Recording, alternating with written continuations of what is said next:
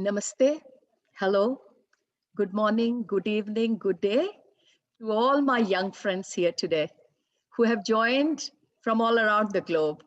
I know there are a lot of people from India, US, Singapore, Australia, Europe, you name it. So, Masters, we're all connected throughout the globe. Indigo Youth Platform, as I mentioned, we have very recently started this platform and we had our launch just a month back. And in that launch, I did talk to you about various initiatives that we want to bring forth to you people in this Indigo Youth platform. We're going to bring amazing speakers from time to time. And these speakers, we want to bring young adults who have applied all the spiritual wisdom into their life and how they have applied. They're going to tell us with their examples, with their wisdom that they have learned. So instead of me telling you what I have learned, I think you can relate more if someone from your age group comes and tells you about, how they have led their life with all the wisdom they have learned throughout their life. And that's the main idea about Indigo Youth Platform. This is your platform, Masters. I'm only here to provide you a platform and to just give you that opportunity and the peer support, the group that we have formed so that you are there for each other. Masters, I really hope that you take this Indigo Youth Platform much forward into your life. Whenever you have challenge, I really want you all to feel that you're not alone. All these people in this group of Indigo Youth Platform, I want you all to bond with each other. Language should not be a barrier, Masters.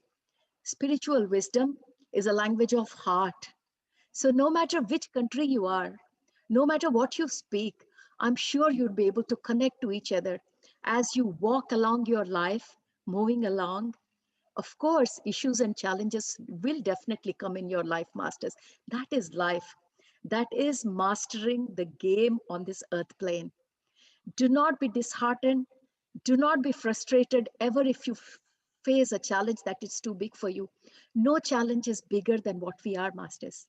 And that's why this Indigo Youth platform will bring as many guest speakers as we can, as many amazing souls that we can bring here so that we learn from them and we learn from each other, Masters. So today we have Nikhil Gullapalli with us. And before I hand over to Nikhil Gullapalli, I'm going to just say a few words about him before I can call him upon this dais. So, Nikhil Gullapalli, he's the managing director of Global Impact Partners and advises corporates and governments all around the world on developing projects that not only generate profits, but also help solve the most pressing global issues from health to environment. Nikhil has always believed that the pursuit of business and spiritual goals is not mutually exclusive. Having been introduced to meditation around the age of 8, Nikhil believes this played a critical role in his early development, laid the foundations for his academic and professional success, and helped him live a balanced and purposeful life. He's passionate about empowering individuals, businesses, and communities to reach their full potential and live with purpose. For this purpose, Nikhil conducts mindfulness and self-empowerment workshops globally for businesses, community, and students. So my dear masters, let's put together our hands and welcome Nikhil Gullapalli onto this dais. Nikhil, I'm going to spotlight you. So just give me a couple of seconds and then the stage is all yours. Hello, Nikhil. How are you? Hi, I'm good, thanks. That's good. So I'm just going to remove the spotlight. Are you able to hear me? Yes. So it's all yours. If you want to share screen or whatever. Thank you very much for accepting our invitation and being here with us. Please go ahead. Thank you very much. Hi, everybody. As mentioned before, my name is Nikhil. Quite excited to be here with you all today and sharing some of my own experiences as well as some wisdom on how we can improve our own lives through mindfulness or meditation, as well as trying to uncover our true potential as well. Before we kick off today's session, I want to try and make it as interactive as possible, as well as provide some examples that we can each relate to. Could everybody here just provide in the chat your age, your country, and how long you've been exposed to mindfulness? So Telugu వాళ్ళు ఎవరైనా ఉంటే masters, Nikhil ఏం అడుగుతున్నారంటే మీ మీ వయసు, మీ దేశం chat లో పెట్టమంటున్నారు. మీరు ఏ దేశం నుంచి, మీ వయసు ఎంత? Thank you. Thanks, Karthik.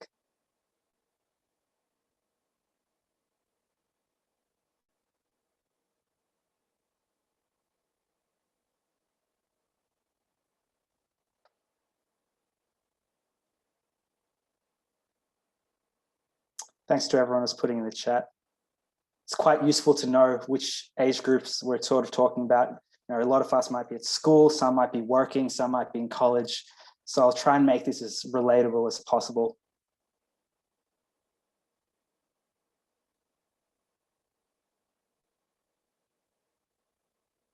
Wonderful. Looks like we've got quite a good mix here from sort of late high school all the way through to early career starters.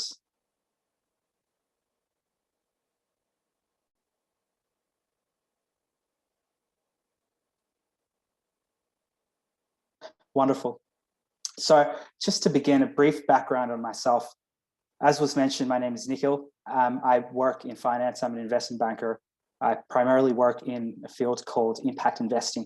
And what that really is, it's an area where I've personally been able to bring my passion and my interest in spirituality and trying to make the world a better place and combine that with something that's typically quite materialistic, which is the finance sort of perception, is that it's quite a anti-community, anti-progress area. And for me, impact investment's been a way where I've been able to take a lot of these skill sets that I've developed over the years and provide them with something that really matters in terms of my purpose and my passion. Throughout this journey, my mindfulness, meditation, and self-awareness has played a critical role in helping me get to where I am today. And there are small insights along that I think will be incredibly valuable for a lot of you here today who are at that same sort of crux that I was, whether it be that late high school point and you're just about to sort of launch yourself into college, or people who are in college about to start their career in the next couple of years, or a few of you here as well who are actually I assume would be in the early years of your career and trying to figure out, what do I do with my life? Where do I take that? How do I find a way to work and actually align that with my passions? In addition to my work, I also do a lot of MBA coaching as well. So I help students from all around the world who are trying to get into the top MBA programs from Harvard, Wharton, and Stanford. And they're often going through the same decision cycle along lines of, how do I make myself the best version? Because these schools, being incredibly competitive places, want to see that you're a top tier performer. And these same skills that we're going to be talking about today are the same things that I often tell these students. And a lot of that will be applicable to people who are in that potential opportunity now and maybe looking to make a move with their career, or some of the younger people who will eventually start needing to think about some of these things in the coming years. So today's session will really be about what I'd call practical spirituality.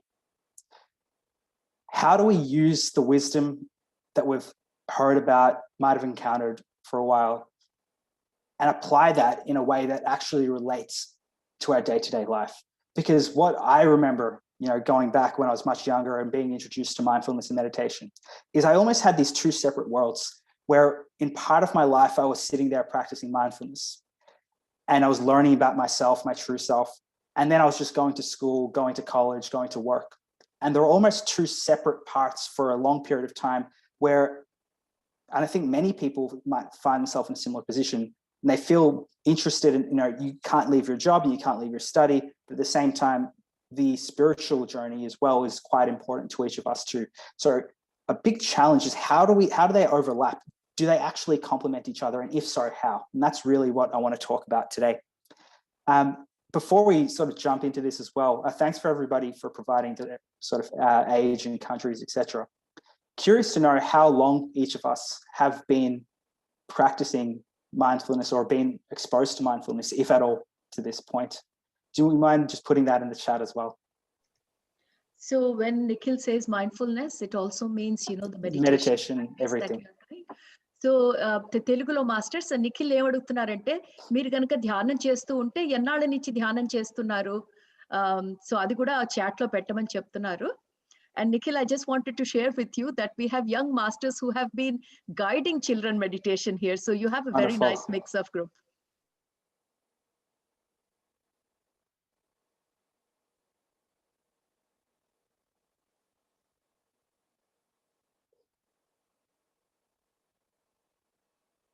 Very interesting experiences. Emma, lovely that you were able to reconnect with it again very recently.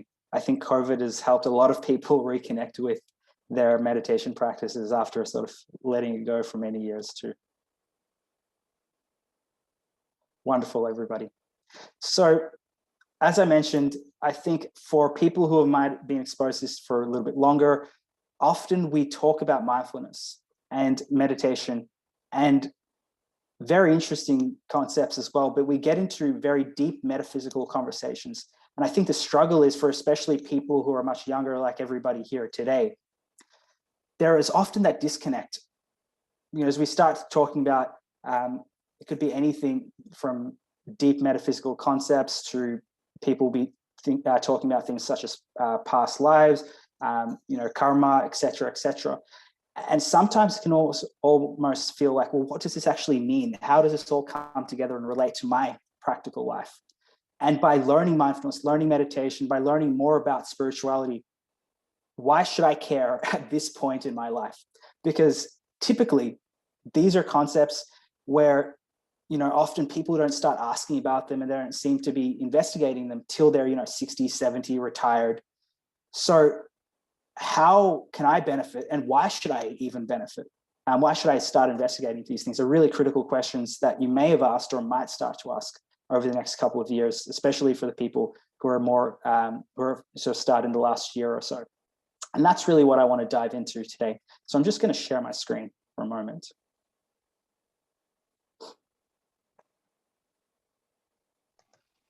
Does that come up? Yeah. Wonderful. So if we just look at these list of names, I'm hoping most people here would be able to recognize most, if not all, of these names. It's quite an interesting mix of people. We have people from TV shows, we have people from sport, we have people who are musicians, we have people from business, we have people who run hedge funds. We have effectively, you know, a very, very diverse group of people, but what unites each of these people is that they are all at the top of their respective fields. Each of them, depending on how you would like to define success, has achieved a tremendous amount of professional success. Each of them, you know, whether it be Novak Djokovic in terms of tennis, Tom Brady in terms of the Super Bowl, Oprah Winfrey in terms of what she's been able to create herself, not just in terms of her TV personality, but as a, you know, a larger than the TV personality, you know, philanthropic figure. Larry Page with what he's created out of Google. I could go on with each of these. But the interesting thing is a lot of people who know these people by name, see them on the TV all the time, don't actually realize that every single name that I have here, the one thing that unites them all is that they all are big, big meditators. Every single person here has actually made public statements to the impact that meditation has made in their professional success, as well as their personal overall happiness.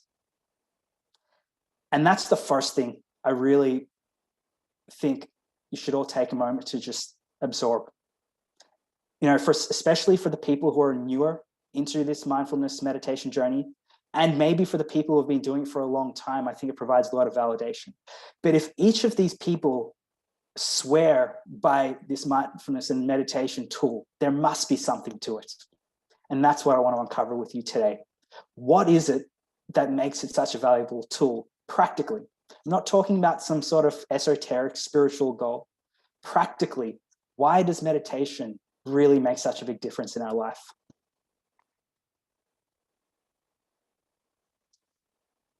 As a finance person, Ray Dalio has been one of my greatest idols. And for people who don't know who he runs one of the most famous hedge funds in the world. And he has a very lovely book called Principles for any of you who like to read. But I think it's very telling, when somebody who is as financially and professionally successful as he is, there are very few people in the world, for him to say that meditation was the biggest factor of success. It speaks volumes for people who are even curious to begin meditation. People who have been doing meditation for some time should really hold on to this tool. And hopefully today we can uncover a little bit more about why that is the case. So I'm just going to pause my screen for a moment. So let's talk about what really brings meditation as such a valuable tool. And more than meditation, this concept that we call spirituality. So spirituality means different things to different people. For me, when I use the word spirituality, I refer to it as the process or journey of uncovering ourselves. It's that journey of learning and wanting to learn more about who you are. What's your potential? And as we continue to ask and investigate and learn, we push our boundaries further and further and further. And that to me is spirituality, the process of continuing to uncover more and more about yourself. So why is that process that we refer to as spirituality, and why is meditation so critical? Because fundamentally, it allows us to do two very important things that I find to be critical to finding some sort of success, if you want to call that, in life. And success can be defined in multiple ways. But today we'll talk about practically, whether it be academic success, professional success, sporting success. How does it actually affect that? We're going to begin with that. And the reason is for two factors. Number one is how it helps you manifest your goals. And number two is how it gives you the ability to surrender. And these two skills, ladies and gentlemen, are the most important things to have to allow you to pursue and accomplish whatever it is that you want to do in life. So let's start with the first one. What is manifesting your goals? Manifesting, hopefully, is a word that many of us have come across. For those who haven't, it's really the idea of making your dreams come true, is another way to put it there. You set your mind on a task and effectively reaping the results. So for the people who are in high school, it might be along the lines of manifesting a good score. So wanting to get top of the class, wanting to get an A+ on your exam, wanting to get some sort of prize, and then going about and making that happen. For people who are in a job or college, could be along the lines of seeing yourself getting that next job opportunity, getting a promotion, getting to the next pay packet, whatever it might be for you, and making that happen. So how does this all come about? Effectively, if you want to be able to manifest, there's many different aspects that come into it. And a lot of the times when we talk about manifestation, and I'm not meaning to take away anything from this, but we leave it in quite esoteric terms. So people talk about this idea about, the law of attraction, which definitely is something we should all start embracing. The more positive thoughts you put out, the more you're going to attract into your life. But for a lot of people, that answer doesn't suffice. They're left with that question of, if I just start putting out these positive thoughts, why and how does that practically start making my life better? It can't be that simple, can it? And there's a lot of books you can read on this that will explain it in different areas. But today I want to explain it at the most practical level. As I said, this is not the only explanation of what the law of attraction is doing, but this will hopefully be one that resonates and is quite an easy one to understand, irrespective of the level of understanding each of us have here today. So let's just take something simple as we have a task that we want to set out to accomplish. For example, we want to get a good score. Now, imagine we have two different people. The first person goes out and says, I want to, improve my score on a high school exam, a university exam, whatever it may be. And the first person expects themselves and believes and has developed the ability to see that I'm going to get 100% on this test. And every day they go and they expect to get 100% and they practice and they practice and they practice and they practice. There's another person in that same class who thinks that no matter what I do, I don't think I'm ever going to be able to get more than 70%. That's just my capability, or this subject is too hard. I don't understand it. And, even if I put in all the time in the world, I'm never going to get 70%. The difference is the level of manifestation here. The first person sees and believes they can get 100% on that test. And that person will get a significantly higher result, not just because they believe in magic happens, but practically, let's see what happens. If you don't think something is possible, each of us here today, I want you to think about a task that you think that you suck at, that you think you're terrible at. Imagine if you were selected to go to the Olympics for that task. Would you really stop what you're doing day and night, give up your weekends, give up your evenings, spend, 20 hours a day developing that skill? So if we're talking about an exam, if there's an exam, you think that no matter how much effort I put in, I will not get more than 70%. Are you really going to put in the time and the effort? Like, why would you? Because part of your mind has already told yourself, no matter how much effort I put in, it's not going to be worth it. Like, I suck at this. It's incapable. The exam's too hard, whatever your reason. The moment you've told yourself it's not possible, at the deepest subconscious level, you will not justify putting in the effort. And that is the first reason on how manifestation works.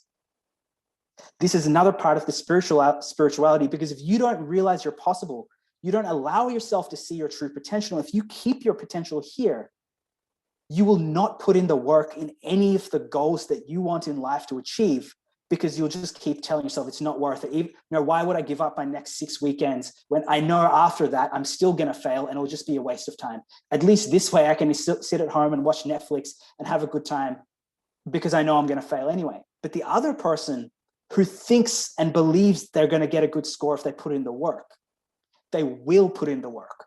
They will give up their weekends. They will do whatever it takes. I know so many friends who are athletes, and they get up early in the morning, 4 a.m. in the morning. They run for 2 hours before they go to school. They finish school. They go again for a run every single day of the week, because they believe in themselves and they can see that if I do X, I'm going to get a better result. And these two people might have the same starting potential, but what happens over time is the person who realizes their true potential and believes in themselves and manifests puts in more and more work over time, while the other person continues to make excuses for why that's not worth it. And at the most practical level, that's why the first person ends up reaching success more frequently than the latter. There's no magic going on here. All it is basic psychology. If you do not convince your subconscious that that goal is achievable in the first place, no matter what that goal is, you will never be able to make it happen, because you won't put in the effort.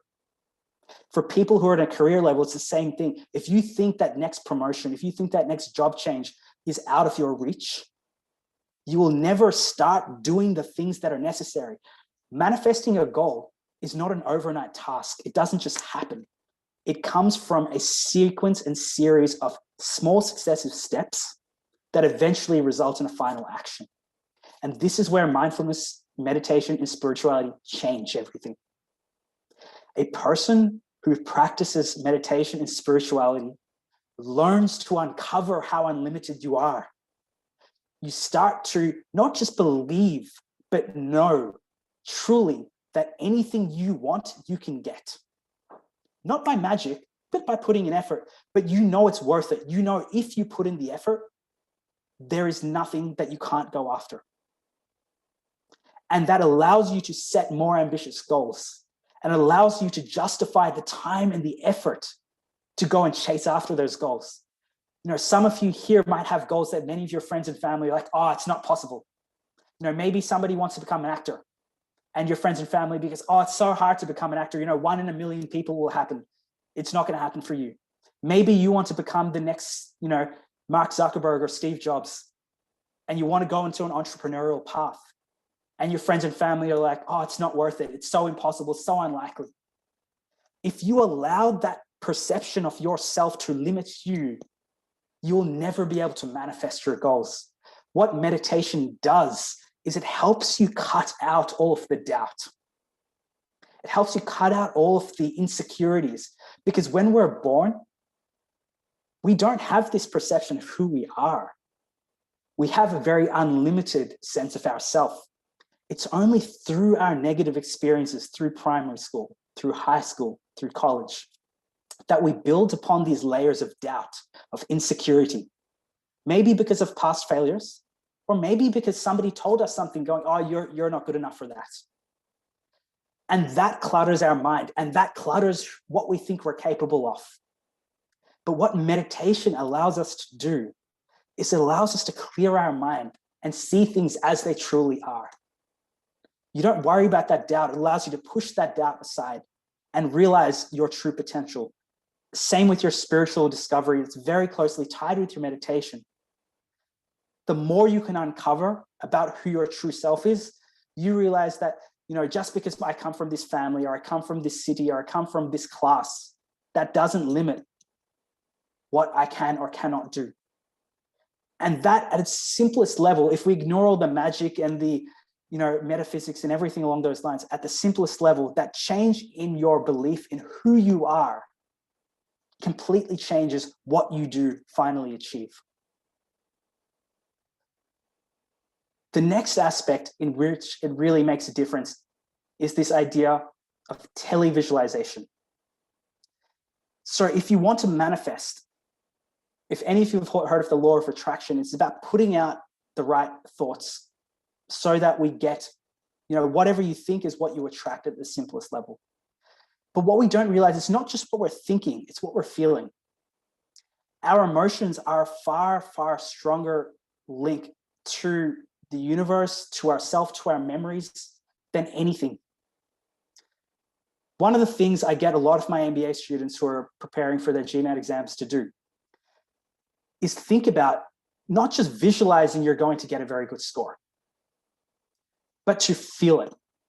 Once you've got that score, once you've got that promotion, once you've got that test, how are you feeling? Allow yourself to live it. Are you screaming? Are you happy? Are you dancing? Are you calling up your friends, your family? What are you feeling? And as you allow yourself to channel that energy, you start to convince your subconscious it's possible. For a lot of people, this is quite an unknown fact, but the subconscious cannot distinguish between a vivid imagination and reality. Why is that very critical? And how does this relate back to meditation? What it comes down to is when we are faced with a situation that we think is, you know, a tough situation, a stressful situation, it's often because we felt we've never been here before and we think it's impossible. You know, the first time, I'll give you a quick analogy with regards to sports. Imagine that you enter the Australian Open Grand Slam for the first time. You're a young 18-year-old who's finally made it to a Grand Slam. What are you feeling? For people who don't relate to tennis, think of any other sport. We can think of the IPL, we can think of the Super Bowl. The first time you're ever playing at one of these things, if you finally get the chance to do it, you're probably scared out of your mind. You're like, oh my God, the whole world is watching me now. I don't think I'm going to win this, but I'm just happy to be here. You know, everybody else here is better than me. They've all come here year after year. This is my first time here. You know, I'm just happy to be here. You're probably scared. You know, if you're up against, say, Roger Federer as your first match, you're probably like, oh, there's no way I'm going to win this, but I'm just happy to be here. Let it be. You think about the person on the other side. The person on the other side who has been there 20 times is much more comfortable. They're going in expecting to win. Not because their skills are any better than you, but because their mindset is much, much more comfortable than you are. They believe they can be here. They believe they can win because they've done it over and over again.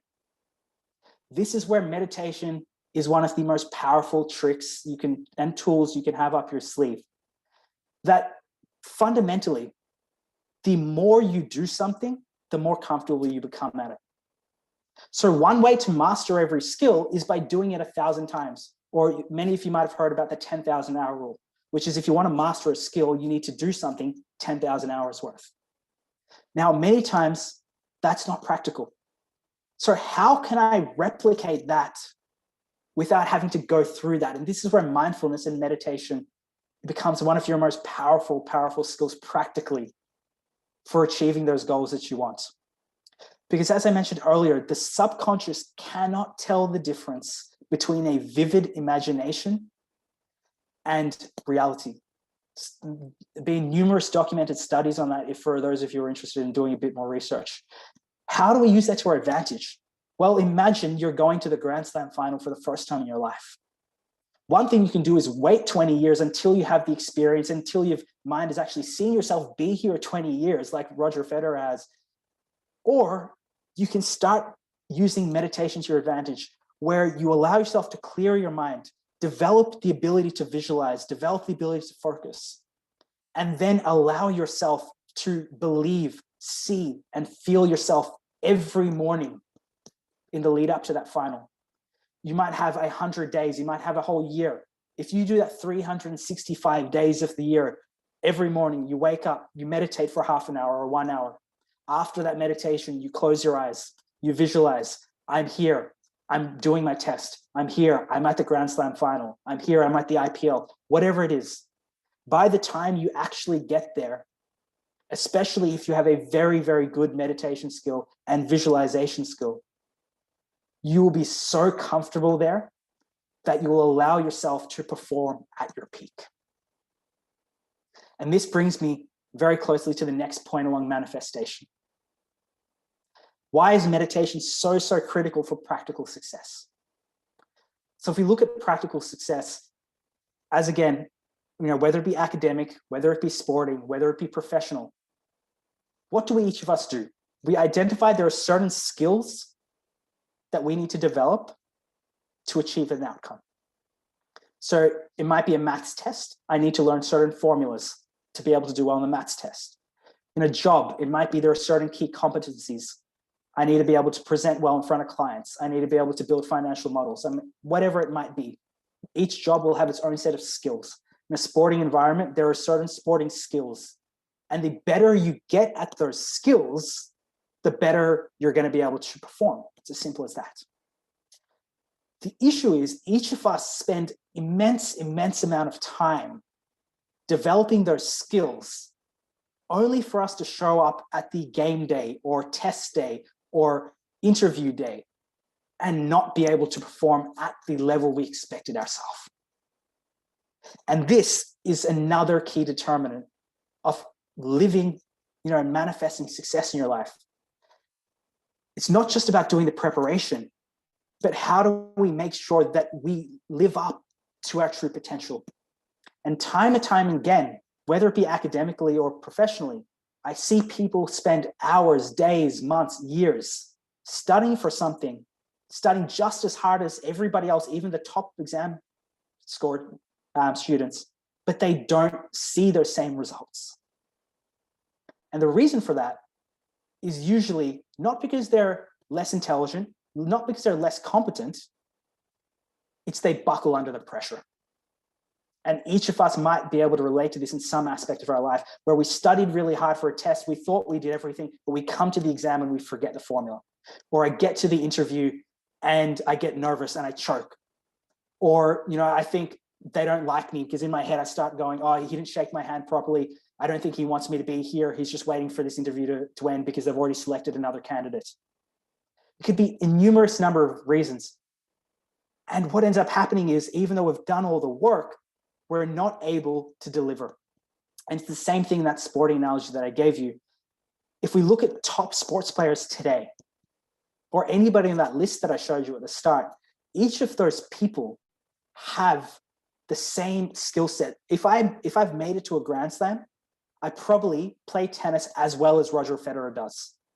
The difference is Roger Federer's level of tennis is the same every day of the week. Whereas mine, if I'm lucky and I'm feeling good and I've had a good breakfast, then I'll play at my peak. But other days, unfortunately, it doesn't go the way. Same. So the variance in my performance is very, very high. And this is where meditation becomes a game changer. Because meditation allows us to control, we're not going to eliminate anything, but significantly reduce a lot of that variance and allow us to manifest our goals more consistently in our life. Because if we look at why do we have that inconsistency, it's usually things like anxiety, stress, forgetfulness, nervousness, whatever it might be. Both in exam situations, interview situations, sports situations. If your mental fitness is not in line with the skill sets you've been developed, it doesn't matter how much effort you've put in, it doesn't translate. And this is where meditation becomes the game changer. This is why people like Ray Dalio talk so highly about it. Why people like Cristiano Ronaldo, Tom Brady, each of them swear by meditation, because they can practice all the skills in their life they want, but to be the best, and not just the best in the world. It's not just about being good when it suits you. It's about being good whenever you need it. And this is where meditation allows you to control the outcome significantly more, because we're not going to let the anxiety of the situation overcome us. We have a tool that we can use to help mitigate that anxiety. We have a tool that we can use to minimize that stress. We don't care if there's 100,000 people watching us, or we're just, doing it by ourselves at home. Our performance will be the same because we learn to control what's up here. And it is the most important thing to manifesting success in any part of your life, because you can put in all the work and effort you like, but if you don't control what's going on and up here, you're never going to be able to replicate that consistently time and time again. So at a practical level, and there are so many more layers we can discuss, but at the simplest level, this is why meditation is such a powerful skill for you to learn practically at the age that each of us are in right now. Alongside, we're not saying stop studying, we're not saying stop doing your job, but alongside those things, if you're doing those things and you're not making time for meditation, you're making your life a lot harder than it necessarily needs to be. So that's the first thing. It's about how do we manifest. The second thing I mentioned is the importance of surrendering. Because the higher the goals we set, the more you're going to have to fail before you get there. If your goal is to become the local regional manager for an area, that may be difficult in one sense, but if you want to become the CEO of the entire company, you've got a much higher challenge for yourself. If you want to become the fastest runner in your school, that may have a little bit of challenge, but then if you want to go out and set yourself to beat Usain Bolt or become the fastest in the entire world, that's a much bigger challenge. And whatever those goals are, academically, professionally, musically, the larger the goal, the more difficult it becomes in many ways. But all that means is the more failures you're going to have to overcome before you finally see that success. And this is honestly the biggest difference between people who you see as being successful and most rest of us. The difference is not that they're necessarily better than us. It's that they persevered longer than us. When most of us might give up after 5 failures. I think the best example is Robert Downey Jr., who many of us would recognize as being Iron Man. Most people become an actor when they're very young. He was well into his late 40s, I believe, and had never really had a success. At that point, everybody else in the career would have been washed up. If you consider yourself, many people here might want to become actors, and their parents might be like, okay, for 3 years, go try. And many people, if they tried for 5 auditions and they didn't get success anywhere would be like, okay, that's it. I'm giving up. I'm moving on to something else. Robert Downey Jr., as an example, time and time again, never had an opportunity that clicked. Kept persevering, and eventually Iron Man became such a huge, huge success that he's built his entire name off it. And I can go on in any sphere, any career, any field. There are so many stories like this. But the reality is, the people you see successful, you have no idea how many times each of them had to fail and fail and fail and fail before you see the success. And when we look at them, it's so hard to set false measuring sticks for us because we just see the successes. And when we face our own failures, we're like, oh, we must not be good enough. We don't think we just need to try one more time, and then one time after that, and then one time after that. This is where spirituality and meditation, once again, become a big, big determinant for success. Because what it gives you is resilience. When we fail, often the average person who doesn't practice meditation, who doesn't learn about their spirituality, allows that failure to dictate who they are. They think, if I got a low score on a maths test, I suck at maths. Let me leave that. Let me go pursue arts. If I suck at a job interview, I'm not good enough. Let me go try a different job. If I don't get into the cricket team this year, I'm not good enough. Let me go find another sport. When the reality is, if that's something that you really want to do, then that's fine. Maybe you weren't good enough today. Find out what skills you need to figure out, improve those skills, and try again. And if you still don't get it, once again, figure out what you need to do and then do it again. And that's where meditation helps us. It allows us to self-respect objectively, not telling you, oh, you're bad, not telling you you're terrible at this. Objectively, if I didn't do well on this maths test, what did I not know? Practice that self-awareness, identify those areas of learning, and then go try again. And it gives you the ability to try again, because you don't start sitting there regretting decisions. You don't sit there worrying about the past or worrying about what might happen in the future. Meditation allows you to stay present. And this becomes really, really important. When you have financial, professional, academic failures, it's so easy for us to sit there, the moment you fail an exam, to go, I suck, I suck, I suck. You sitting there worrying about the exam you've already failed isn't making the next exam any easier, nor is it making you happier. Meditation gives you the ability to stay focused in the present. And when you're in the present, you can stop worrying about those failures you've had. I've had so many failures in my own life. Each of us have. And we should really be looking and introspecting those failures to say, okay, what can I do? How can I learn from that? It's very easy in the society we live in for people to make fun of us for our failures. But once again, this is where meditation is your best friend, because you can detach yourself. You don't look to other people for validation. You allow yourself to define who you are at each point in time. So you find those goals that you want.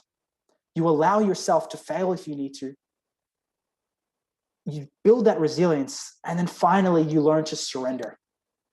And this is where an understanding of who you are, how you fit within the universe, empowers that a lot more. Because the idea here is you should not be focused on so obsessively on your end goal. Your goal should be on the task at hand. And surrendering is about the idea of, okay, if I didn't get the job this time, there must be a reason for that. You might not understand it right now, nor does it matter, but don't be obsessed about that fact that this particular attempt failed. Go back to the drawing board and just do what you need to do. Because when you can surrender, when you can take that responsibility off yourself, it allows you to put the responsibility on you for what you should be doing. The outcome is beyond your control. You don't get to decide who gets the job and who doesn't. You don't get to decide the marks of that test. All you get to decide is how much effort you put in to study for that test, how much effort you put in to prepare for that next job interview. And when you learn to surrender, when you learn to have trust in the universe, it gives you the ability and it empowers you more and more. So when you fail, you don't sit there going, you failed because you suck. You failed, it happened. Let the universe worry about why it happened. I'm just going to focus on doing what I need to do today, which is maybe open my textbook again. Maybe it's I need to go back to the cricket nets and focus more on my batting. But I'm going to focus on the present. I will let the universe worry about what happened in the past. I'll let the universe worry about what's going to happen tomorrow. If you don't develop both these abilities, the ability to believe and manifest goals, but also, and seemingly paradoxical, the ability to surrender, then you won't have the ability to do this over a sustained period of time. And this is the other key here. Any real success is not a success that happens overnight. We're continuously setting new goals and manifesting those goals, and we're continuously failing along the way. But the whole time, having the faith and having that belief that something, things will work out, you can call it surrendering to the universe, allows you to build that resilience to keep on persevering, keep on trying one more time and one more time to eventually reach those goals. So they're the two main aspects I wanted to talk about today practically in terms of how we can implement mindfulness, meditation, and spirituality into our lives, whether it be academic, whether it be sporting, whether it be professional today. Before we wrap it up and open it up to a Q&A, let's just take a bigger look at spirituality as a whole. Why does spirituality matter? And the further, deeper questions of spirituality in particular. I'm hoping there are a few people here who consider themselves to be big picture thinkers. And when we look at that question from a bigger picture, we start to ask, okay, we talk today a lot about how do I get a good exam score? How do I get a job? How do I get into a sports team? How do I do better at each of these very, very practical tasks? But if you're a big picture thinker, I want you to take a step back and go, okay, let's imagine everything I said got through to you, and you take these skills and you start using them from tomorrow. The next question you should be asking is why? Why do I want to get a good score in my test? Because if you're not asking that question, I can guarantee you, after you get a good score in your test, you're going to start asking, what do I do next? And maybe it's to get into college. Then you should ask yourself, why? Because after you've got into college, you're going to be going, what do I do next? Maybe it's to get a job. Hopefully you see it's the same question.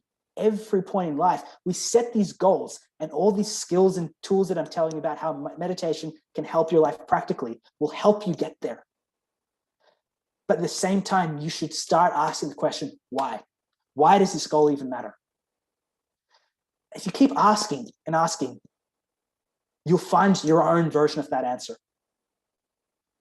For many people, it comes to some combination of happiness, peacefulness, inner peace, and satisfaction.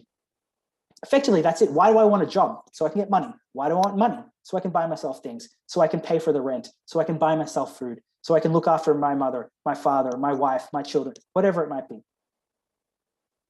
Why? Because it provides happiness. It makes me feel satisfied. That is fundamentally what it's all about. We often get lost in these micro goals. Why do I want to win a competition? What's so magical about coming first when 5 people are running in a line? Nothing. But it makes you feel good. It's the thing that a lot of us don't think about. There's nothing inherently great about winning a competition or about earning money or about any of these things. But each of them provide happiness, satisfaction to us in some form or another. And realizing that that is your true end goal helps you pick the goals more appropriately. We don't waste our time and our energy chasing after goals only to realize I achieved this goal, but that goal was a complete waste of time. And I implore each of you to spend some time doing this. And this is why spirituality is so important. that journey of introspecting not only helps us reach any goal we want, but it helps us pick and choose our goals more effectively. Which job should I go after? Why? Is money my only goal, or do I want to balance life as well? Do I want to be able to give back to my community? These are the types of questions you need to start asking as early as possible in your life, or you'll find, and maybe if you talk to your parents and your grandparents, this is why people live with regret.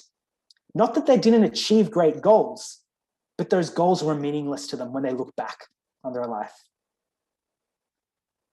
And you're only going to know by two ways. One is by trying new things. And two, introspecting, practicing meditation, practicing spirituality, and learning who you are, what you are, why you want the things that you want.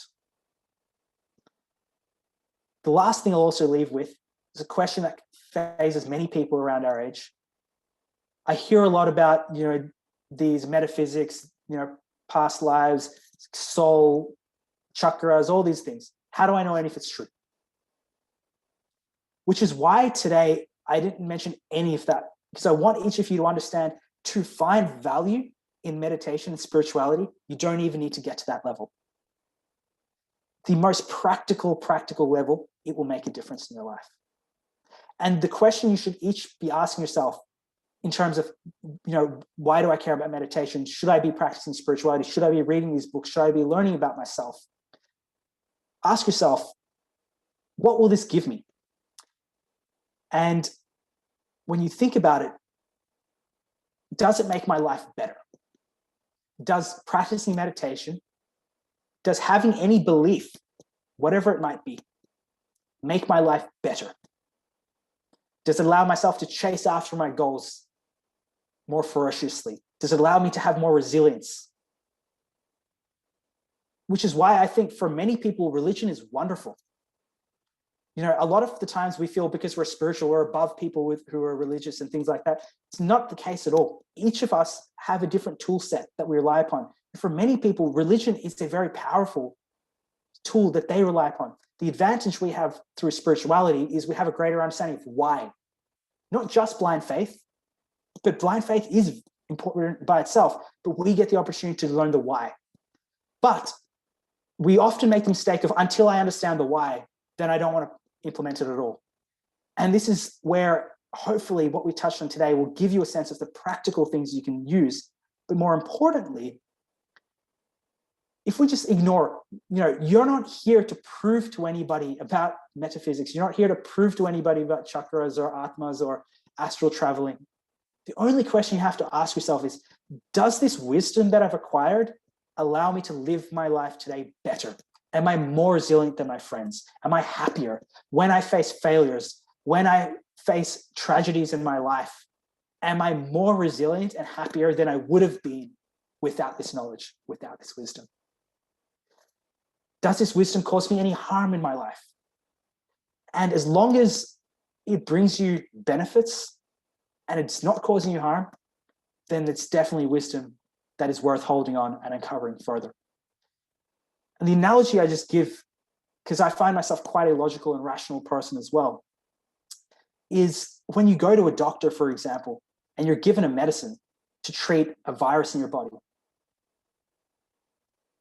you don't really care about whether that medicine is making you feel better because it's killing the virus, or because it's making you feel better because it's boosting your immune system, and which then kills the virus. The mechanism of action is irrelevant because you're not doing a PhD on pharmacology. You just want the benefits. Same thing here.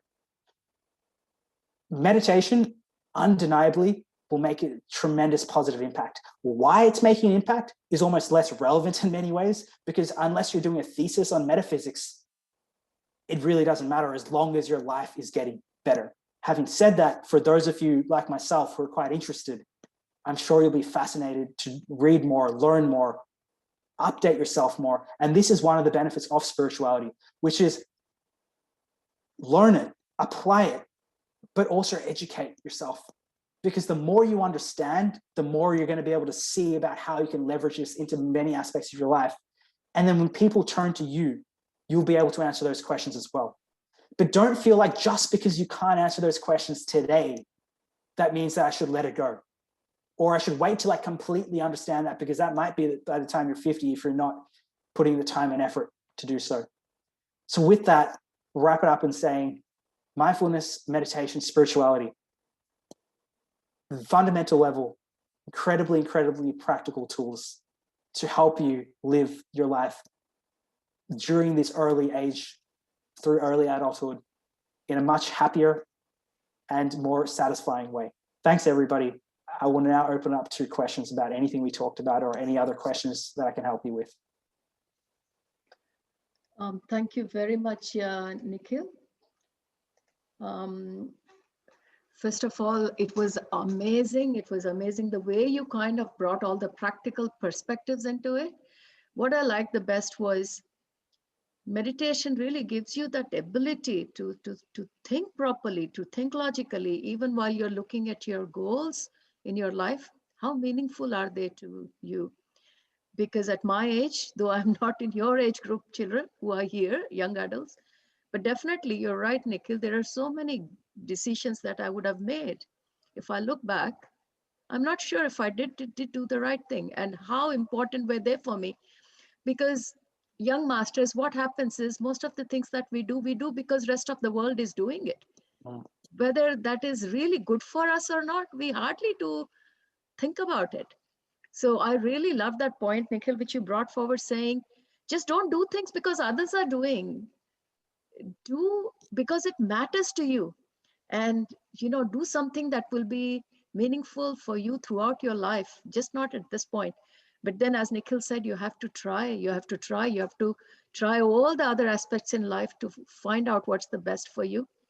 And Nikhil, I also wanted to bring forward one of the most important things that you mentioned, because especially from this Indigo Youth platform, I've been getting these questions as, Madam, we are in the kind of peer groups outside in the world where people ask us questions, and we really do not have enough knowledge to even talk about the things that we practice. For example, all these things that we are learning in meditation, law of attraction, or chakra, or atmas, or whatever you said, many of us do not feel that we are competent enough to talk about it, because we feel that, if I tell somebody that I'm doing meditation, they might ask me a question and I may not be able to answer. And that you answered so well, that you may not know everything. We're not here to do PhDs and then practice. So, my dear masters, one of the things that Nikhil has brought forward is practice and learning can go together. Correct. So keep meditating while you're trying to know the reasons and the causes behind why things are working. You have your whole life to keep reading those amazing books. And on the same aspect, we've been saying we're going to start doing this amazing book club, Nikhil, where we're going to pick up those Wonderful. books like You Forever, Ramta, which will give us all that scientific background behind meditation. But by no means should that stop you from meditating, masters. You keep doing the practice of meditation, which will take you along the path of your self-discovery. So amazing, amazing, Nikhil. I had to capture those few important points because these points have been brought on this platform. So my dear masters, Nikhil is happy to, sorry, Nikhil? No, go ahead. Yeah, so my dear masters, Nikhil is happy to take questions. So if you people can put up your hand or raise your hand, I can take one after another the questions. Make it an interactive session, because as I said, Nikhil has been practicing meditation since the age of 8. And he has read amazing collection of books, as I myself have been part of this, starting You Forever and Ramta when he was only 8 years old. And the couple of discussions that I have had with Nikhil when he was at the age of 10 and 8, I have enjoyed thoroughly. So masters, make use of this opportunity. Raise your hands or put up your hand. Even if I can see anyone just even waving, I will click on your icon. So this is Q&A time, masters. I will wait for a couple of minutes if anyone wants to raise their hands. But it need not be a question, master. It can also be your feedback. It can also be something that you want to share with Nikhil. Yes, Nikhil? I'll answer one question. I have a question here from Priyanka. Yeah. Question was how to overcome thoughts while doing meditation. Priyanka, fundamentally, I didn't talk too much about the process of meditation today, because I wanted to talk more about the benefits and how we can actually implement it practically. But the answer to that is that we're not necessarily trying to overcome thoughts. So what I mean by that is sometimes when we're meditating, people try and force out the thoughts out of their mind when they start wandering away or drifting. Rather, the way I like to think about it is we're just redirecting our attention back to our breath. So when we start drifting away, instead of trying to tell yourself to stop thinking, because the more you tell yourself to stop thinking, you can imagine all you've done is you've created a new thought, which is to stop thinking. So you can't fight fire with fire. Instead, what you need to do is when you realize you're not thinking, when you realize you're thinking, all you do is we redirect our attention back to where we want it, which is our breath. And when you bring it back to your breath and just start consciously going, breath going in, let me feel it, breath going back out, let me feel that. That process will eventually make those thoughts go back by themselves. The more you try and push those thoughts away, the less they'll want to go.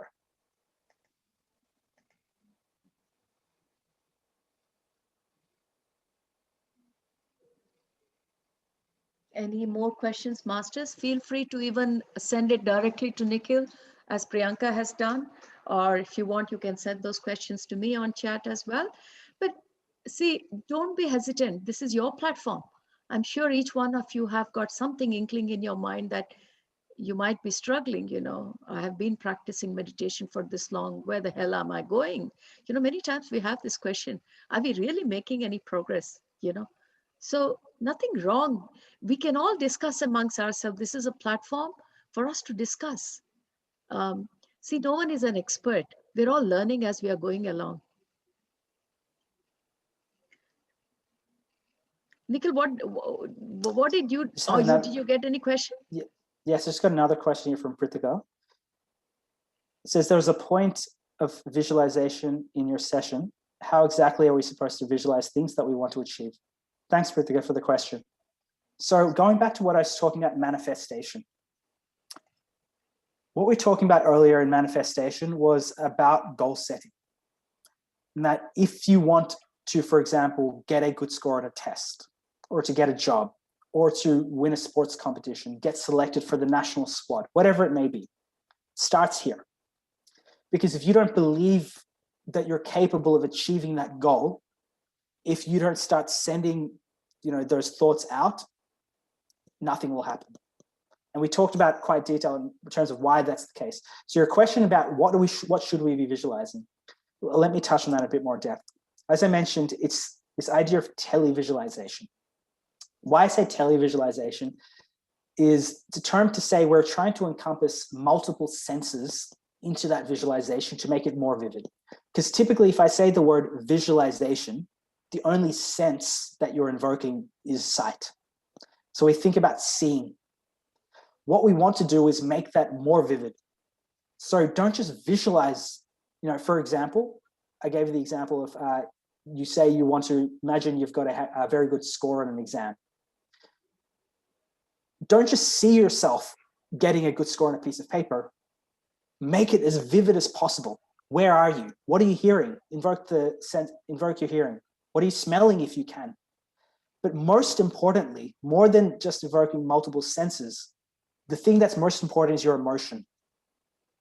Every memory in your life that is important will have a very, very strong emotion linked to it. Both happy memories and sad memories. So you think about your greatest successes.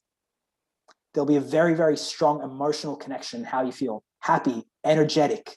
If you think about your most negative memories, it might be a time that somebody passed away. It might be a time you failed on an exam. There'll be very strong negative emotions with that. So when we're visualizing, what we're trying to trick our mind into is making it believe a memory that you've never experienced. That is how you start visualizing. Similar to the Roger Federer example I gave you.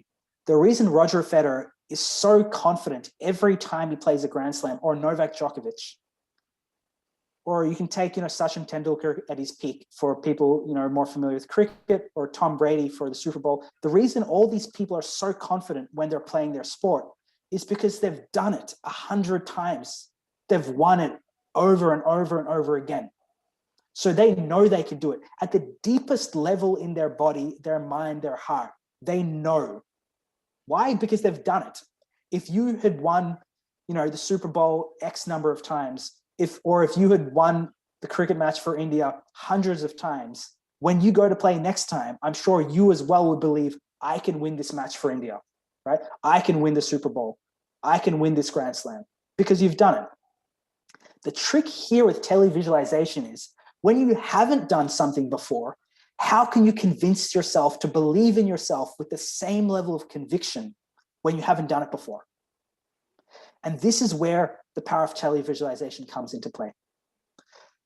Your subconscious, as I mentioned, can't distinguish between vivid imagination and reality.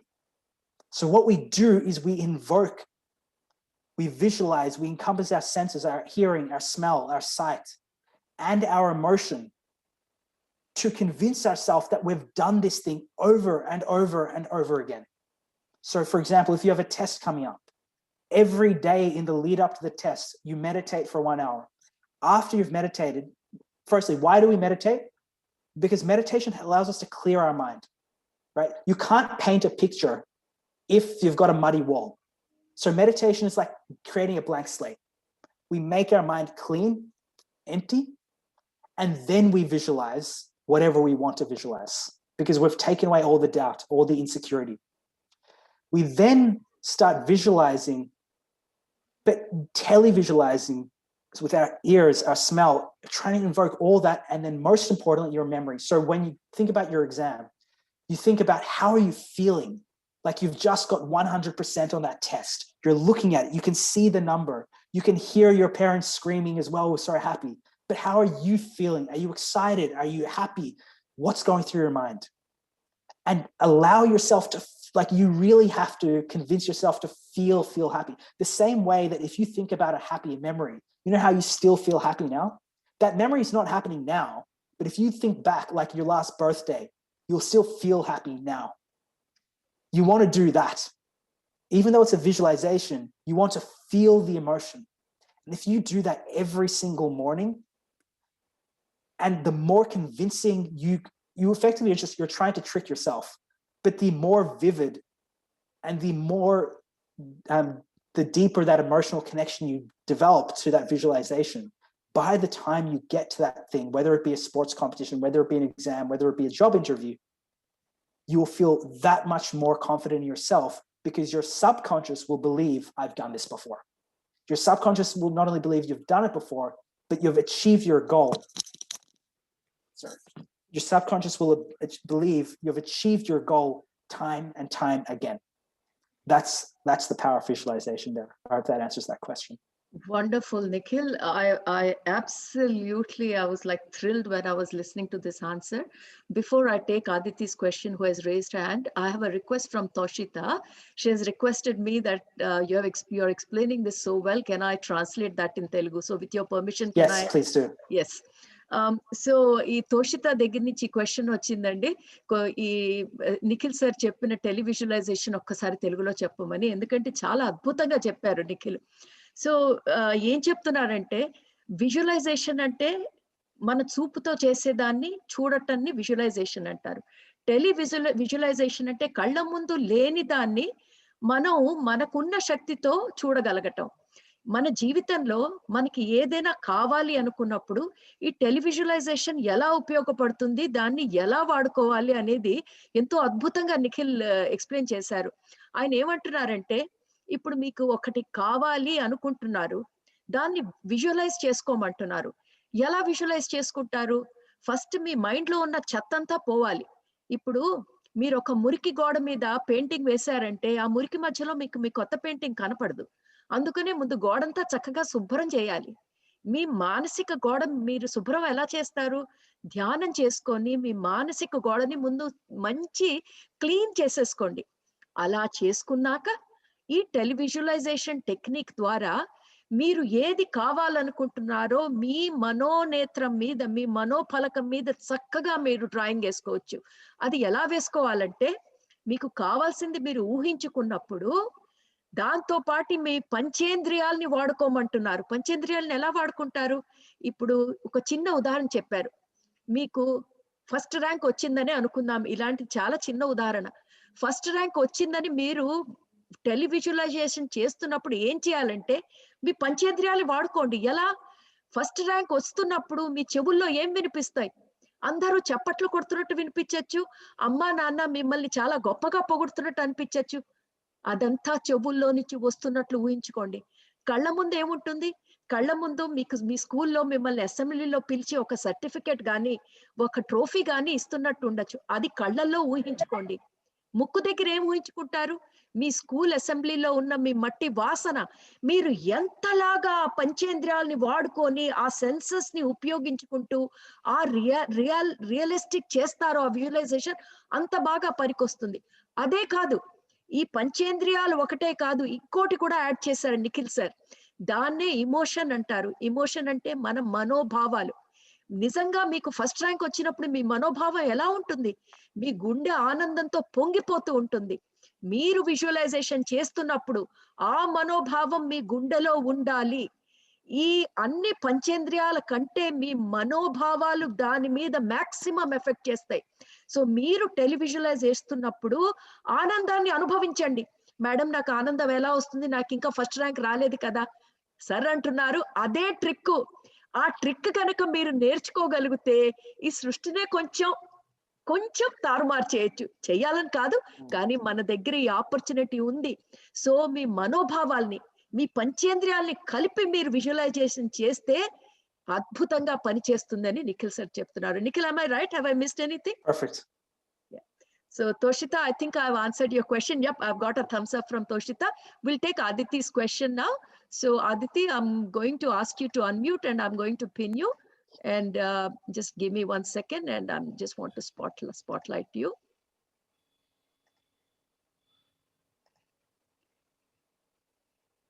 Hello, Aditi? Yes, hello. Am I Yes. yes. You... Before I ask my question, I just wanted to tell that it was a really wonderful session. I enjoyed it. Thank you. I learned many things. Thank you for that. And No problem. the question was like, I've always been curious that, they say that a soul doesn't have a death, but this, if a person has a death, but the soul doesn't have a death, like Yes. once it finishes the life on earth, it goes to the next world or something. So is there something like death to the soul also, or is it just goes on forever? You're asking about the soul itself? Yes, the soul, not the person, but the soul itself. So this could get very deep one way or another, but the question is, firstly, what defines death? Even at a physical level, it's the end of one phase.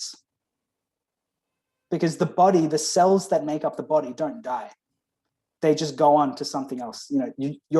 When you physically die, these same cells that make up my body go on to do something else. But we call it a death because the phase in which we existed is no longer existing in that phase. The soul, from my understanding, is similar to that. Where is there a death for the soul? It doesn't necessarily make sense to talk about a death of the soul, but does the soul move from one phase to another? And we're continuously moving from one phase to another as our level of understanding continues to grow and grow. The soul itself, what is, sorry, just need a glass of water there. The soul itself, what is the purpose? The purpose is to record experience.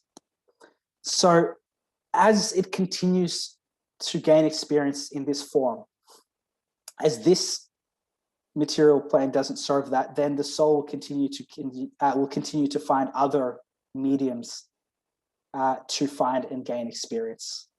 That's probably the simplest way I could put it. But if you extrapolate that to its furthest point, eventually, once that purpose is complete, it will move on to something else. What that is, I wouldn't be able to explain in this session alone, but hopefully that gives you some indication of my perspective on that.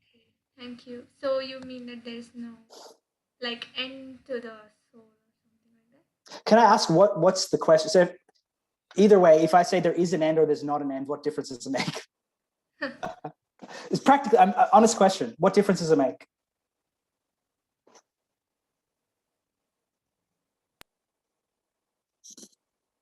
Aditi? So Aditi, what he's asking is, are you just asking as a theoretical question, just you want to know, or does it make a big difference to your life in particular, this question? I mean, it really helps to answer in that perspective. Is it just for general knowledge, or will this make a It's big like difference? since I learned meditation, even I experienced those things like my past 3 lives and all. I've Oh, Wonderful. known all of them now. So, I've just Yeah. been just like, is there an end? I've also heard that, some meditators there, it's like their last life on earth. And Okay, I understand. I'm like, is there an end or not? There is. No, I understand what your question is coming from now. Firstly, I'm very happy to hear that you've had these experiences at this point in your life already. I say at this point in your life, but obviously the younger you are, people obviously tend to have very wonderful experiences. So, as I said, people will give you different answers to this, but because you're asking me, I'll give you my perspective. There is no such thing as an end, as I mentioned before. When people talk about having their last life or whatever that means when they say those things, the idea that the soul has no purpose anymore or will cease to exist effectively doesn't quite make sense, because from my understanding, the soul always was there. It didn't just, only things that have a beginning have an end. So your consciousness, if we want to call it that, always was, always will be. It may not have a purpose here, but it's just like, example being, actually, I'm not going to give that example because it doesn't quite translate very well. But as it's saying, your soul always was, always will be. Your consciousness always was, always will be. Once you've accumulated all the experience you need here, then there's no need for you to be here. If you want to be here, sure, you can. Actually, here's a better analogy. If you take a video game, okay? Do you play video games at all? Yes, I play. Okay, so imagine like a video game where you have a character and you start on level 1, and then you keep going up and up and up. And eventually your character is level 100 and you're super powered. You can do everything. You've unlocked every level. You've done everything there is to do in the game. How long do you keep playing that game? I don't know. I've never went that level. Just tell me a game that you play. Free Fire maybe. What's that? It's actually a video game. Okay, so I'm saying if you finished every level on that game and you made your character as powerful as possible or whatever it was in that game, how long would you keep playing that game? Maybe till the end, if possible. Yeah, I'm saying you've beat the end. You've finished the game. You've done everything. I don't know. I just would you keep playing that game, or would you go buy another game? No, maybe I would go to another game. That's effectively how life works as well. Something boring. Where you're here until there's more to do here. The moment you've done everything here, nobody's going to stop you. It's not there's somebody's like, you have to leave now. You can hang around here as long as you want, keep doing it, as long as you find it enjoyable, as long as there is something left for you to experience. But eventually, you'll probably get to a point where you think you've experienced everything there is to experience. Yeah. And that is when you'll go and choose a new experience somewhere else in some other form. It's the same way with video games. We play that video game until there's nothing left to get out of that video game, and then we go get a new video game because I want a new experience. I want to try new things in a different area. That's the same way I see the life work. I think, Aditi, this is a very beautiful question, and the answer also has been given in a very good way. How many times I would have heard this discussion, but this is so beautiful. Aditi, just for your sake, I'll wrap it up. Beautiful answer. We hear all this time people saying, this is my last life, this is my last life. Honestly, there is nothing like last life. And exactly that's the reply Nikhil is giving. When you get bored of having the same experience over and over again, it'll be your choice. Do you really want to come back to this plane again to do to play the same game over and over again? But if your answer is yes, I want to play this game 100 times, you can come back 100 times. But if you think, oh my God, I've already done this game, the earth game I've played like 60 times, I've learned everything, I've mastered every level, now I want to move on to another plane to for new experiences. That's exactly how soul does. And Nikhil, thank you very much for explaining. I think this answer I'm going to really share with all my groups. Amazing question, Aditi, and amazing answer, because there is no one stopping us, Aditi, from saying your life on earth has come to an end. You will not be allowed to take birth. Nobody has the capacity to do, only you. You have option. So when you think you had enough, you stop coming onto earth, but then you pick a new realm. And how many realms? There is no end to the number of universes and realms. You play as many games. Why do we play, Aditi? For experience. And as Nikhil said, when you have finished every level, every experience, then it's up to you what you want to do. Come back from where you came. Like, consciousness was always there. So we never ever started. We were always there. The way you asked the question and the way Nikhil replied, hats off to both of you. This is not an easy question. People at my age and beyond, we struggle with this, but thanks to you both for making this platform worthwhile by this. Nikhil, thank you very much. I like that video game analogy because nothing more can explain this beautifully. A Thank few you. more questions here as well on the direct messages. So first, we have one from Sindhu. So the question was, if two people try to use the law of attraction to manifest the same thing, who will win? Quite an interesting question. I understand the thinking process, and it's one that I think when I first came across it, it tickles the imagination a little bit. So we first need to redefine what we talk about as manifestation. So the idea is, imagine if there is one glass, you might be able to see it, one of these glasses in the entire world, and two people both want the same glass. Who will get it? I'm assuming is the question here. The way it works is, firstly, to understand this, you got to take a step back, which is the principle of abundance. There is nothing finite in the universe, money, resources, whatever it may be. Second thing is, we never own anything. You only use it and experience it for a period of time. Whether it be my body, whether it be wealth, it could be a house. We are only really experiencing, there's nothing you could point to that you own that you will have forever, for all of eternity.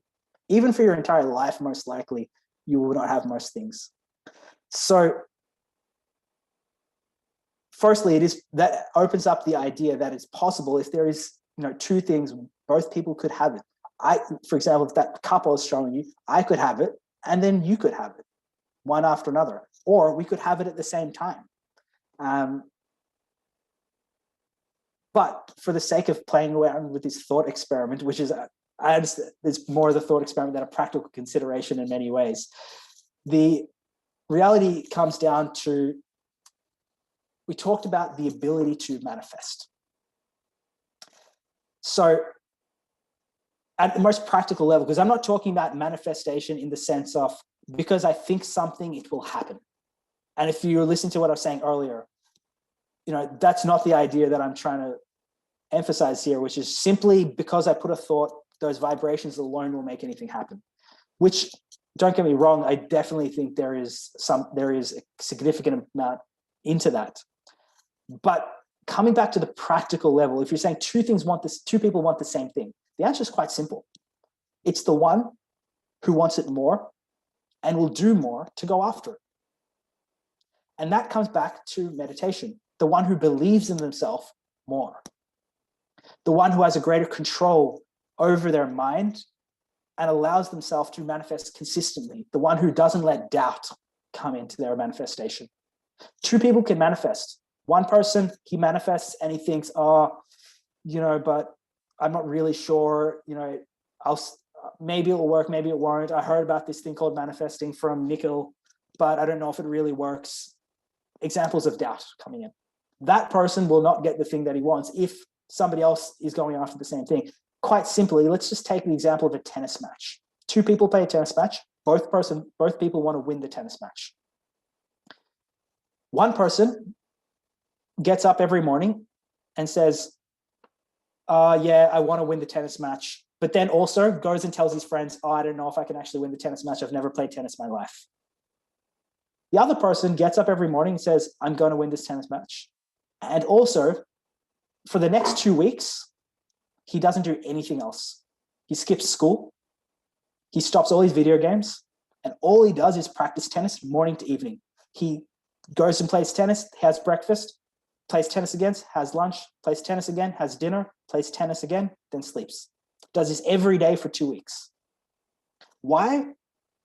Because every morning when he meditates and he finishes meditation, he visualizes himself winning the tennis match. And he knows, he believes that he's going to win the tennis match. And he keeps attracting this idea and he keeps visualizing that he's going to win the tennis match. Because of that, he ends up putting in far more work than the other person. The other person will not justify putting in all their time into practicing for this tennis match because they don't believe they can win it, or they don't really care if they win it. Do they want to give up all their friends' parties? Do they want to give up all their school? Do they want to give up their video games? Do they want to give up all those other things?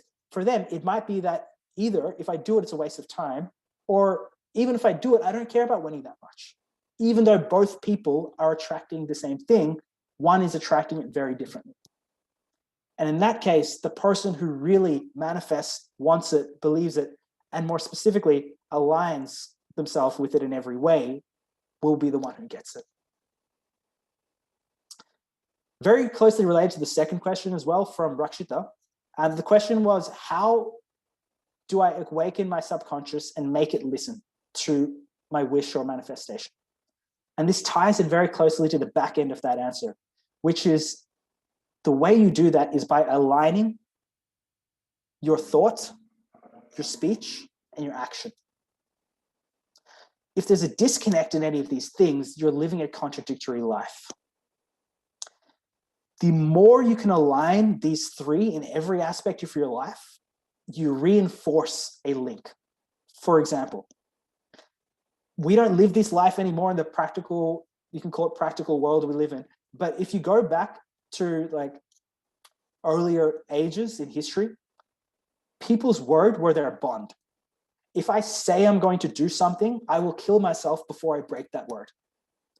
For people who are familiar with Mahabharata, perfect example there. And you don't even need to go that far back, even as long as 100 years ago. It was a big pride issue that if I said I'm going to give you something, if I say I'm going to give you some money or I'm going to help you, even if it means my family has to starve, I will follow the thing because my word is my promise. We don't live like that anymore. There would be very few people you'll find. But the difference is the more you align and you get to that level where if you say something, you do it every time. For example, if you say you're going to study 5 hours today, then no matter what comes up, you're going to study 5 hours today. If you say you're going to practice sport for 2 hours on Saturday, then you make sure you do it. If you say you're going to go to a friend's party, then you do it. You build up this connection that whenever you say something, it follows through. And then you take that one step further. If you think something, you follow through. If you start aligning yourself with those, your subconscious starts expecting that whatever it thinks happens because you make it happen. And that connection allows you to get better and better at manifesting, because next time you think something, you're not going to doubt, oh, will you actually do this? Will it actually happen? Because every other time you've thought something, it's happened. You've chosen to make it happen.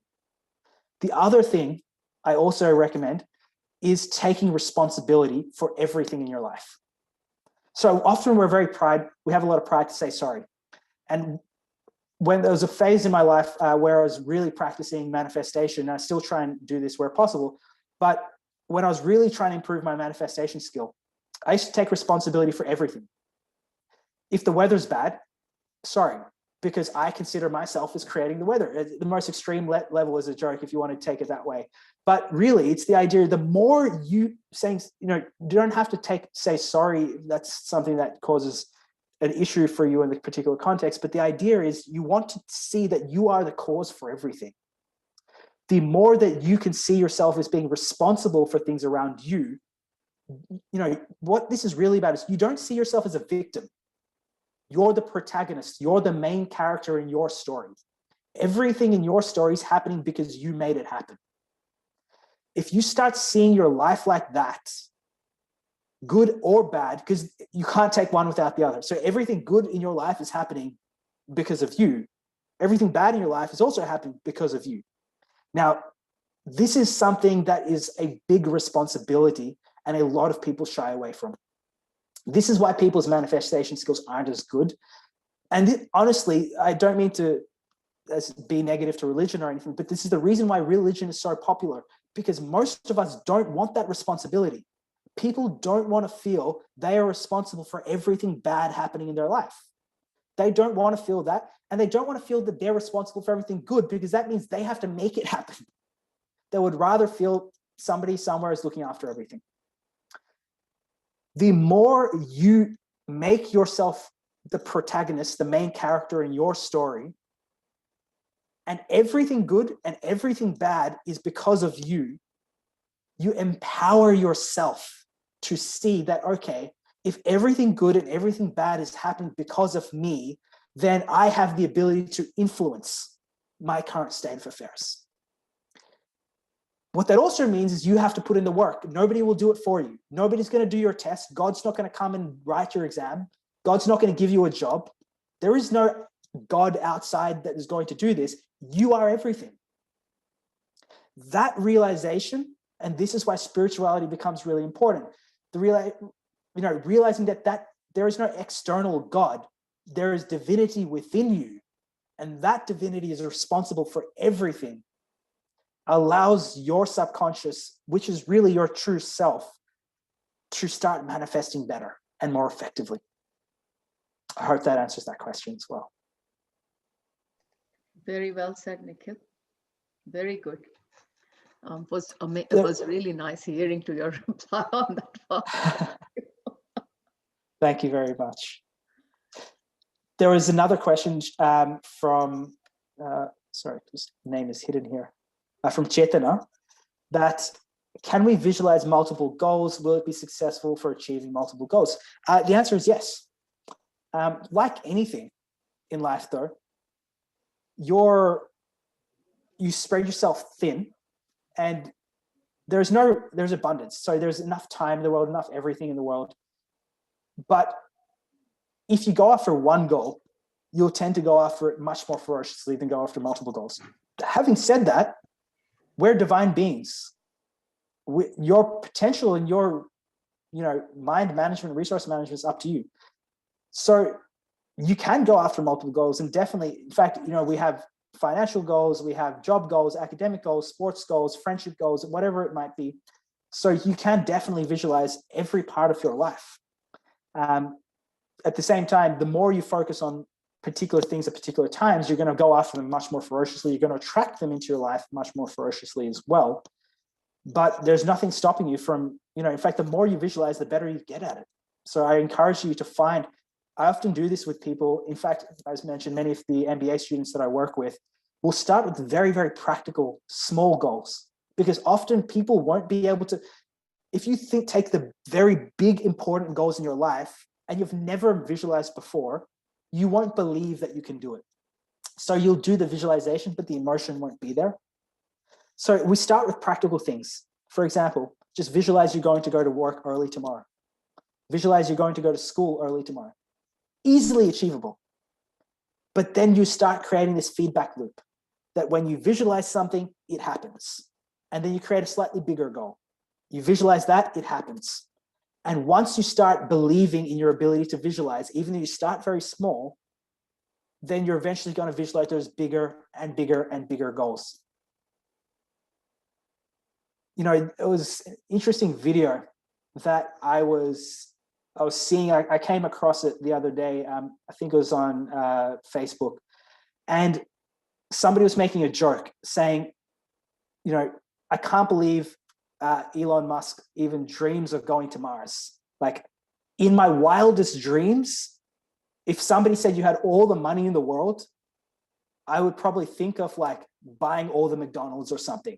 I wouldn't even consider it's possible to go to Mars. And it just goes to show your dreams are limited by what you think is possible, even in the wildest levels. And the more you push yourself and push yourself. So somebody like Elon Musk would have done things over and over again where he pushed his sense of what's possible that allows him to dream of going to Mars, and now he's going to make it a reality. And that's the same with ourselves.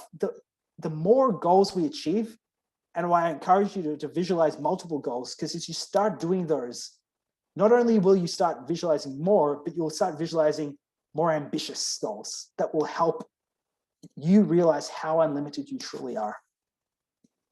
I hope that answers that question as well. Thank you, Nikhil.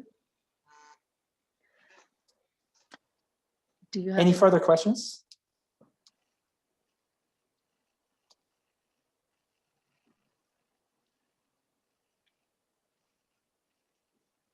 It looks like you have satisfied their appetite for questions. So, my dear masters, we had some amazing questions that came through.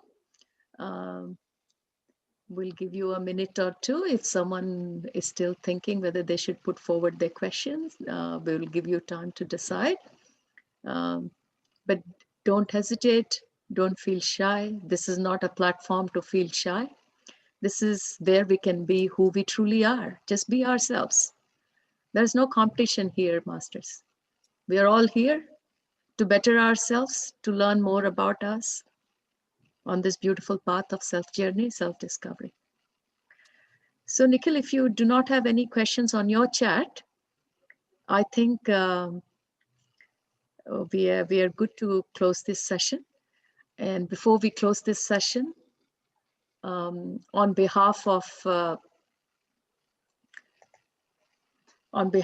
Beyond Your Mind Foundation, Indigo Youth Platform, and on behalf of all the young masters here, I would like to express my gratitude and thankfulness to you, Nikhil, for explaining the process of manifestation in such simple terms, and also answering some amazing questions in an amazing way.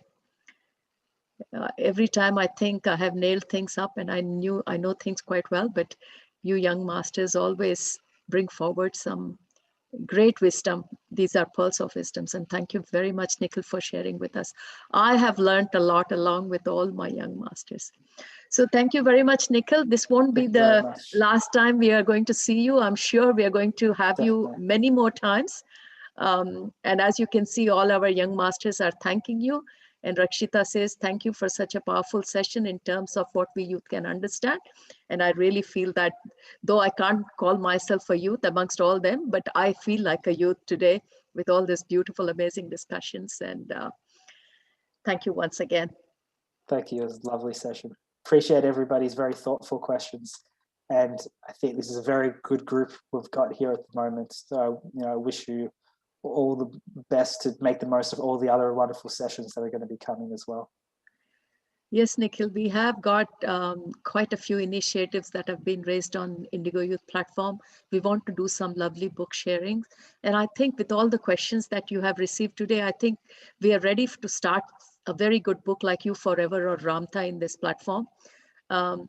Maybe we should start You Forever and then we will move on to Ramtha. There are some young masters here who have been asking me that they should start You Forever. So I'm so happy, Nikhil, because this is the first session on Indigo Youth Platform after our launch that we are starting this platform with. And I'm sure with your well wishes, this Indigo Youth Platform will go far. Thank you once again. And we need energies of all young masters like you. Yeah, thank you, Nikhil. So, masters, this was our session on meditation and manifestation. Next week, I'm going to hold a session in Telugu. and the topic will be silence, nisabdam. And now you all might think, what is there to discuss in silence? But there is a lot to learn from silence masters. So I'm going to put the Zoom link. We'll do the same Zoom link, masters, same time. We're not going to change time or Zoom link. You're all welcome, but I'm going to put it on the in the groups, both English and Telugu. And the topic is Nisabdam, which is silence. And we're going to talk. We're going to have an interactive session. We're going to talk to each other. And before we close the session, masters, if you people have anything that you want to talk about today,